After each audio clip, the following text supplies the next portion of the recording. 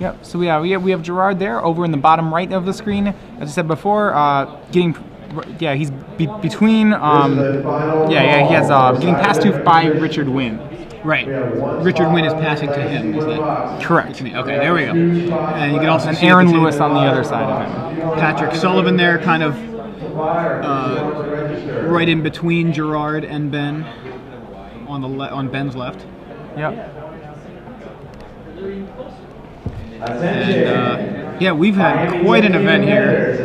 Largest Magic the Gathering tournament of all time, if you haven't heard already. But it is extremely exciting to have been watching this all weekend. So we're gonna start here. Last time we saw Ben move into a very aggressive Gruul deck. This time we have a lot of aggressive options from him.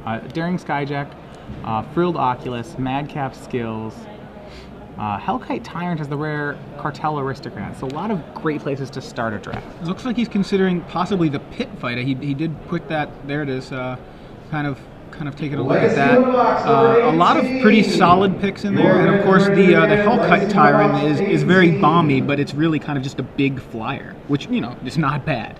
You're very unlikely to be getting many artifacts. So Ben, out of that whole pack, is going to first pick the Pit Fight out of the pack. And that was the first card that he kind of, you know, and so it's interesting. What he's around. really trying to do here is he's trying to stay as open as possible. He didn't see a lot of cards that are fine enough to first pick. But this will give him a lot of options. So Molten Primordial, now another huge red option. bomb. There's a Sky Knight Legionnaire and Towering Thunderfist. Yeah, it looks like in this situation, he probably will be moving in. If he wants to stay more open, he can go Skinbrand Goblin, but he may just jump for Sky Knight Legionnaire in the pack. Yeah, that is, again, the card that he singled out. He seems to single them out by moving it all the way to the back of the pack, kind of like, all right, I like this, I'm going to put this in the back and look at the rest of the cards. So we saw in his last draft, and we've seen with a lot of players, Boros, one of the most popular decks, one of the more powerful decks. A lot of times players are looking for a reason to go into it. We've seen two giant red creatures passed to Ben, well, opened by Ben and then passed to Ben, so Aaron Lewis getting... if he wants to stay in red, Scorchwalker is an option. Angelic Edict also for the Boros deck. You see a Ruination Worm there as the fatty of the pack.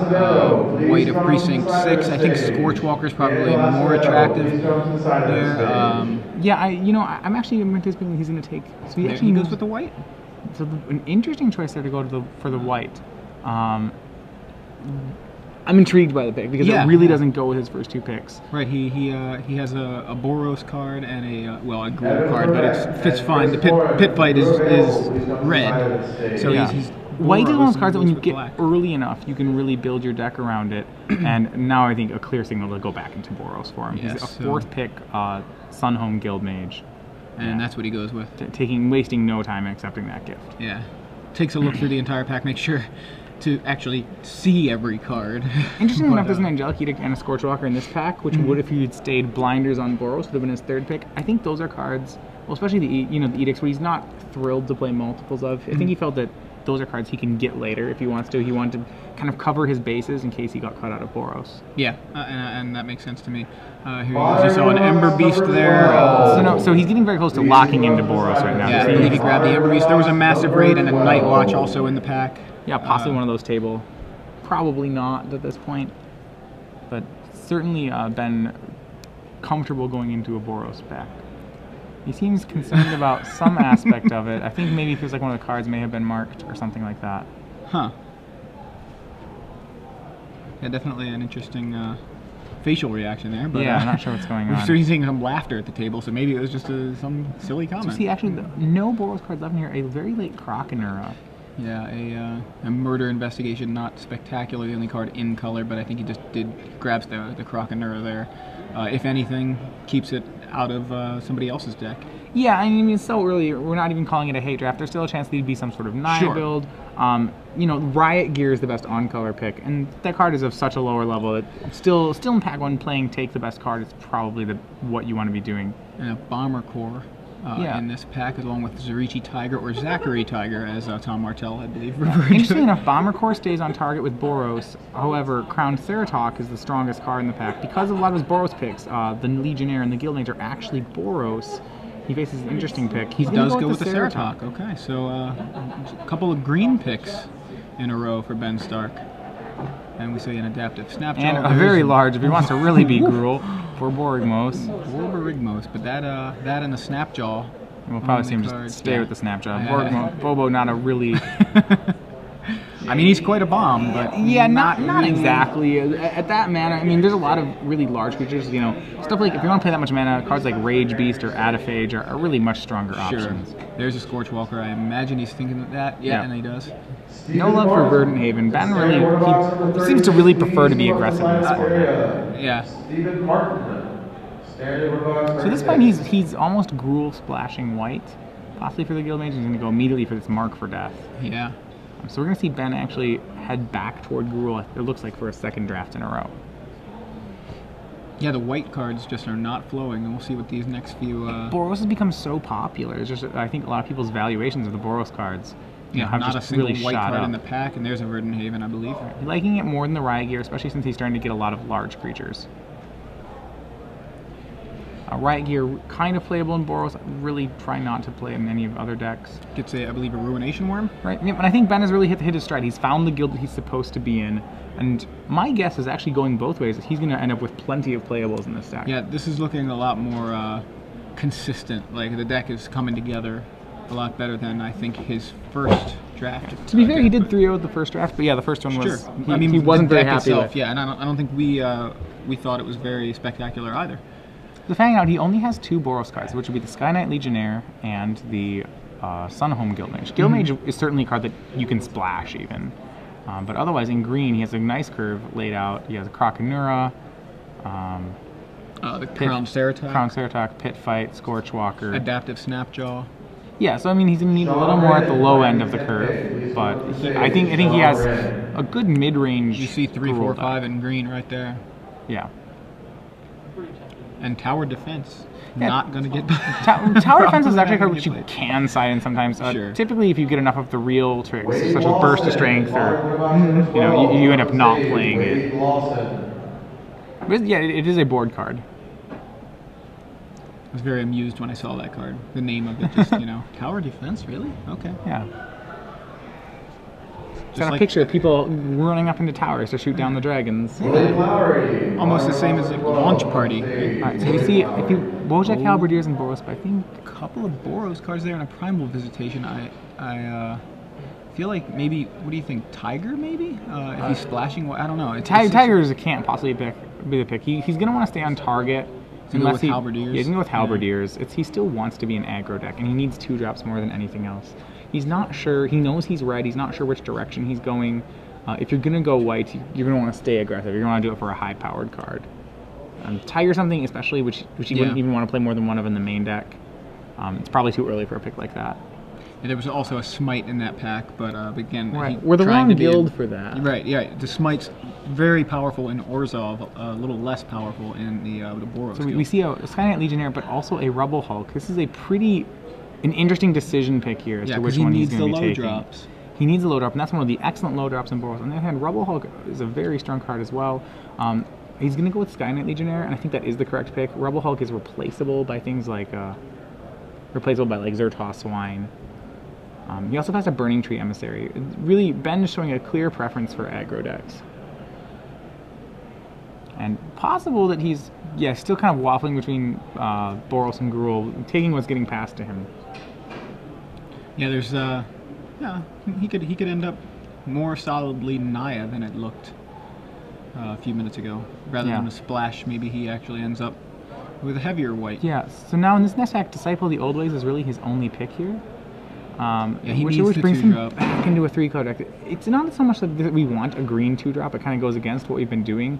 It's more that he just doesn't have another pick. Another Ruination Worm, a Night Watch. He could, if he really wants to just plug in on Boros, he can take that Night Watch. But he's gonna go. He does go with the Disciple. So now he's gonna have to pay some attention to his mana. You can see a little bit of a frown on his face. He's gonna try to figure out a way. He wants to make sure that a lot of his cards don't end up in the sideboard, and that's gonna be a challenge for him. But still, I would expect some number of gifts in the last pack. Remember, he got a 4th pick Sunhome Guildmage. That is something. Yeah, so it's likely that the Boros cards are flowing more that way than this way. Really open from the side. There's a Grizzly Spectacle coming in at 4th pick here. That rarely makes it through a black drafter. He's going to take another Disciple. It's one of the better 2-drops. Yeah, something he can use rather than something someone else can't. Yeah. What do you think? If that Disciple's not there, does he take the Spectacle just to I don't take recall. it from someone else? No, I take the Angelic Edict. Okay, okay, that makes your sense. own deck is... You need to pay attention to your own deck first. Yeah, I actually kind of forgot the Edict was in there. Yeah. So here he's kind of down to 1 pick. He takes a second Adaptive Snapshot. It may not make the cut here. Simic looks to be really open. There was a Simic Flux Mage still in the pack along with a Cloudfin Raptor. Once again, Simic I've noticed as a whole on the day is being underdrafted. Maybe not so, as it's still not the deck 3. You know, it looks like it's always open, but still not the deck that's 3-0ing most of the time. Mm-hmm. So maybe it's being drafted about as much as it should be. And we have a Foundry Street Denizen, a Night Watch, Wildwood Rebirth. Yeah, he takes Burst of Strength. Okay. It was probably between Burst of Strength and Armored Transport. The best card here is this Bane Alley Broker. Obviously, he can't take it. Yeah.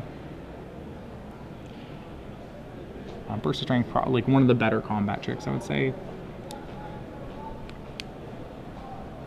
So at this point, yeah, he's mostly a red-green deck, but with a lot of different direction to it. We see a second Verdant. You play a second Verdant Haven. He's a little aggro for a second Verdant Haven, but his other option is Spire Tracer. Yeah, I think he goes with the Verdant Haven. He's going to need to find a way to play all these cards. Unfortunately, his Verdant Havens cost 3, and so do most of... He wants all his colors very early, so his aggro cards might not come on time. That said, with cards, when his Boros cards are things like Sky Knight Legionnaires and Sunhome Guild Mages, it doesn't particularly matter when they show up, more just that they do. Those cards are, Sky Knight Legionnaire is still great on turn 6. Sure. And Hellraiser Goblin there, the choice. That was the first one we've seen, I think. Yeah, now I'm wondering how Ben's feeling right now about that Sky Knight Legionnaire Rubble Hulk pick. That's the one I'd want to, I guess bring him back. I don't think we're doing an interview this time around, but that's one I'm wondering if he regrets that pick. Goes with the Bomber Core. Yeah, that guy tables out of the pack. Not really much else for him to take there. Yeah, and that's a pretty fortunate one for him. Yeah, it's a pretty fortunate card for him to get. I believe that was the Sky Knight was initially out of that pack. So, red 1-drop and Foundry Street Denizen there. Mm-hmm.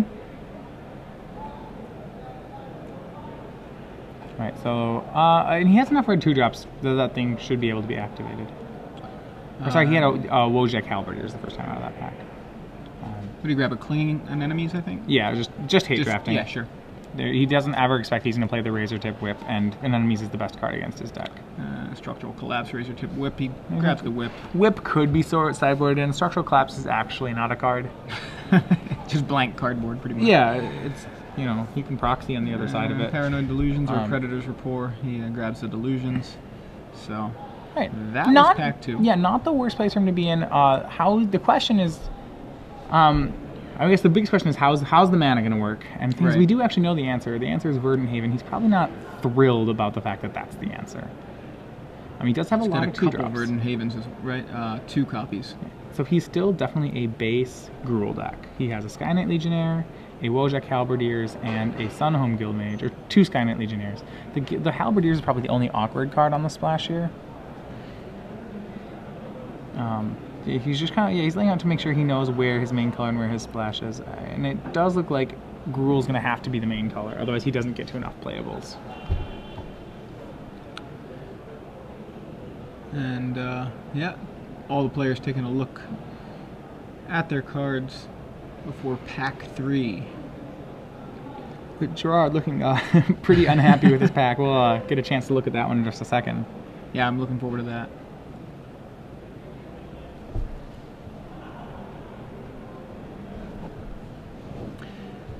Again, we are in the top 8 draft of Grand Prix Charlotte, the largest Magic the Gathering tournament ever. Yeah. So 2,693 players, and there's an Obsidat. Something he can't take, a great card. Obsidat, Kingpin's Pet, the best 2 cards in his pack. For his deck, we saw Burning Tree Emissary and maybe Boros Guildgate.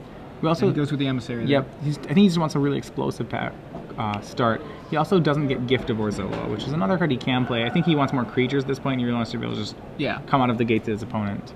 But arguably, that could be a pick if he were in a little bit better situation regarding the number of creatures. Yeah, the Obsidat had a pretty unfortunate open for him. Yeah.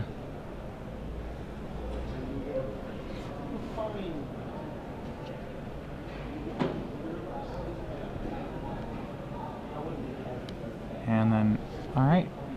So yeah, the good Orzhov cards, not too much else in the pack. So he has a Grisly Spectacle in here, can't play that. Croconura, I believe a Mark for Death. And then Ogre Wasteland Slumlord. Viper. Yeah, Ogre Slumlord in the front there. And he took the... I think he took the Viper. Or is that the... No, he didn't take the Viper, I'm sorry. Croconura, I guess? Yeah, he took the Croconura. So he passed the Viper and the Warmind Infantry, opting for Croconura as the card. It's probably just a preference thing there. Ivy Lane Denizen also in that pack. Yeah, a lot of good Gruul cards. If you look at what he had in there, he had Warmind Infantry, the Viper, Mark for Death, and Ivy Lane Denizen. It's very possible he'll table something out of that pack. Another Warmind Infantry, a Rust Scarab, another Croconura, a Homing Lightning. He's a little low on removal, so I think we see that Lightning moving to the card that he wants. Plenty of cards here which he could play as well.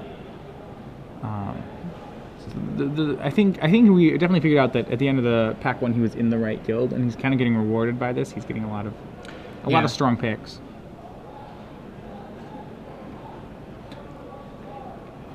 He needs another 5-hour energy, I think. Yeah. Well, it's definitely been a long day. Remember, these players woke up this morning for 2 rounds of Sealed, and then this is their 3rd draft of the day. Yeah. So, a couple of Boros cards in here. Yeah, there's a Firefist Striker and a Wojak Halberdiers and a Bomber Corps. My guess is he's going to go for Firefist Striker just because of mana requirements. Typically, it's worse than Halberdiers, but then he does make that play. Just because he's not sure how much white he's actually going to splash in this Gruul deck. Also an Angelic Edict in that pack. Right. I mean, in an ideal spot, he may not have to splash white at all. That said, he probably wants to. Between 2 Legionnaires and a Guild Mage, that's still a good plan, even though it may be a little more fragile because his mana's not great. Alright, we see a Drakewing Crassus right there. And a huge open for him. Another Firefist Striker and a Gruul Rage Beast and a Slaughterhorn. Also a Pit Fight. And a Pit Fight. So, interesting pick. Striker is probably the nuttiest card here if you're really going for a nut draw deck. I don't think he's going to go with the Rage Beast. He actually goes with Pit Fight. That was his first pick. Interesting. That's I'm very impressed with the speed with which that pick happened. Second Firefist Striker can be very strong, as can Slaughterhorn. But Ben, clearly a big fan of Pit Fight. Yeah, and you see a massive rated Disciple of the Old Ways, a Sacred Foundry. Yeah, a 3rd Disciple is almost... Okay, he's actually going with Sacred Foundry. Yeah, the 3rd Disciple, not as relevant to him. He already has his critical mass of 2 drops. He doesn't have a lot of madcap skills or ways to make Disciple much better than the Grizzly Bear. I think this to me shows he's definitely planning to splash those Boros cards.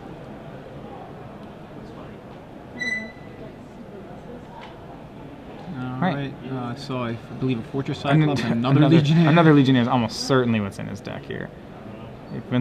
He is certainly considering it there. That seems to be what he's got his eye on. Also, he's thinking whether or not he needs the Gruul Guildgate, whether he can play the Sky Knight. Raid. He took Gruul Guildgate over. Okay, so maybe it's not certainly the pick. He's just worried enough about his mana, these passing cards that are definitively more powerful. Right? So, yep. I mean, it'd be nice to have a 3rd, but he'd rather just make sure he can cast his spells. I believe is that a Ruination Worm there? As the big guy, a Frenzied Tilling, a Guild Scorn Ward. Yeah, he's going to go with the Tilling, I believe? Yeah, it's just another way to fix his mana. I think it seems to me like in his playables count, he's reached 23, so at this point, cards like Legionnaire become less valuable because it's not like he needs this as a playable, it's simply an upgrade. We're going to see an easy Guildgate. All he's doing is he's upgrading the 20. He's like, in this picture in his head, he has a list of 23 cards. And he looks at his card, he's thinking like, well, what do I cut now that I get to run this? Right. And I think the thing he's worried most about his deck is the mana not working. Yeah. And so we've seen a couple Gates picked in just the last few Gates picked certainly in situations where you wouldn't have expected them. You would not have expected a Gruul Guildgate to be picked over Sky Knight Legionnaire in normal circumstances. Mark for Death or Nav Squad Commandos? Mark for Death does something the other cards can't. Especially when you're playing Gruul, Nav Squad Commandos is really sometimes just not a big enough creature. Right. More on defense than... You got a Rust Scarab, for example. Yeah. Very similar to a green Nav Squad Commandos. And what do we get out of this pack? Primal Visitation. It did work really well for him his last time he drafted Gruul. With 2 cards to go, we finished rounding out the draft. Is that a Gruul Rage Beast second to last pick? I think it was. That is incredible. I do believe. I'm curious if it'll make his cut. Yeah, because I mean that really means Gruul Rage Beast tabled. That was very fast. I'm not positive. Yeah, it would be. I nice to understand get that people confirmation. really don't like 7 drops, but that to me seems off the charts. Yeah, I mean, it's ends up being a removal spell, or more than one removal spell plus a 6/6. All right, we'll bring back into the booth. Yeah. So yeah, we just saw there Ben Stark drafting a Gruul splashing white deck. Yep.